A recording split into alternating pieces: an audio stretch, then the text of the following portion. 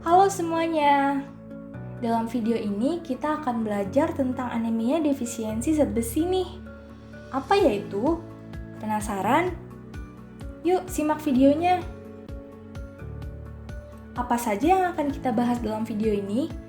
Jadi kita akan membahas tentang anemia defisiensi zat besi meliputi pengertiannya, kelompok rentan, kebutuhan zat besi, sumber zat besi, dan suplementasi zat besi.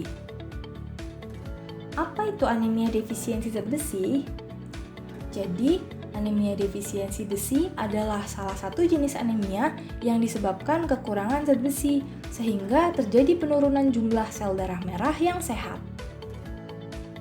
Memangnya, zat besi memiliki fungsi apa dalam tubuh kita? Jadi, tubuh menggunakan zat besi untuk membuat hemoglobin, yaitu protein dalam sel darah merah yang membawa oksigen ke jaringan tubuh. Siapa yang rentan mengalami anemia defisiensi zat besi? Jawabannya adalah ibu hamil. Kenapa bisa begitu? Karena saat kehamilan kebutuhan zat besi meningkat untuk membuat lebih banyak darah untuk janin. Jadi, jika asupan zat besi dari ibu kurang, maka ibu hamil dapat mengalami anemia defisiensi besi. Berapa memangnya kebutuhan zat besi selama kehamilan?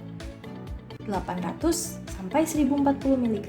300 mg untuk pertumbuhan janin, 50 sampai 75 mg untuk pembentukan plasenta, 500 mg untuk meningkatkan hemoglobin ibu, 200 mg untuk dibuang lewat usus, urin, dan kulit, serta 200 mg sisanya lenyap ketika melahirkan.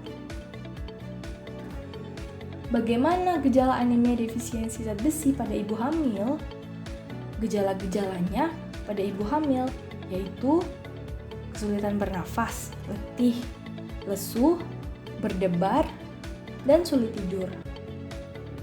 Lalu, apa saja dampak anemia defisiensi zat besi pada ibu hamil? Dampaknya adalah infeksi perinatal, preeklamsia, dan perdarahan saat kehamilan. Kemudian apa saja dampak anemia defisiensi zat besi pada janin?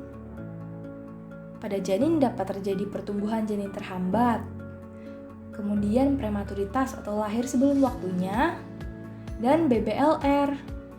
Kondisi-kondisi tersebut dapat meningkatkan mortalitas ibu dan bayi.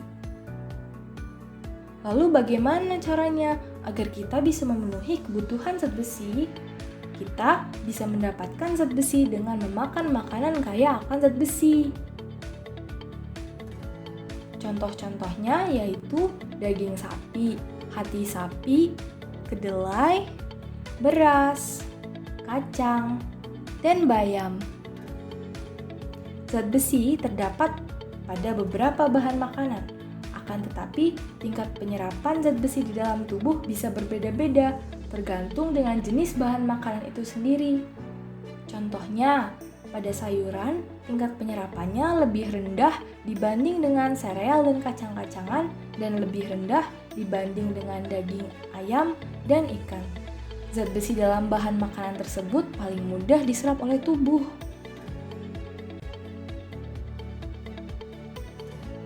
Lalu, meskipun setiap bahan memiliki tingkat penyerapan masing-masing, sebaiknya zat besi tetap didapatkan dari kombinasi konsumsi hewani dan nabati, serta gizi lain yang dapat membantu penyerapan, seperti vitamin C. Dalam satu hari, jika ibu makan 3 kali sehari atau 1000-2500 kalori, akan menghasilkan 10-15 mg zat besi. Namun, hanya 1-2 mg zat besi yang diserap tubuh. Kebutuhan zat besi pada trimester 2 dan 3 melonjak tinggi, sehingga perlu suplementasi zat besi, karena kebutuhan zat besi tidak akan tercapai bila hanya bersumber dari asupan makanan. Dan di Indonesia sendiri, suplemen zat besi diberikan dalam bentuk tablet tambah darah. Ibu hamil diberikan tablet tambah darah setiap hari atau minimal 90 tablet selama masa kehamilan. Dalam satu tablet, terdiri dari 60 mg zat besi dan 0,4 mg asam folat. Kenapa pada tablet tambah darah juga terdapat asam folat? Karena mana pada ibu hamil, asam folat berperan penting dalam pembentukan 1/3 sel darah merah. Dan rendahnya asupan asam folat itu berpengaruh terhadap perkembangan janin. Bila asam folat pada ibu kurang, akan menyebabkan ibu mengalami anemia megaloblastik yang bisa mengakibatkan cacat pada bayi. Selesai. Semoga bermanfaat ya.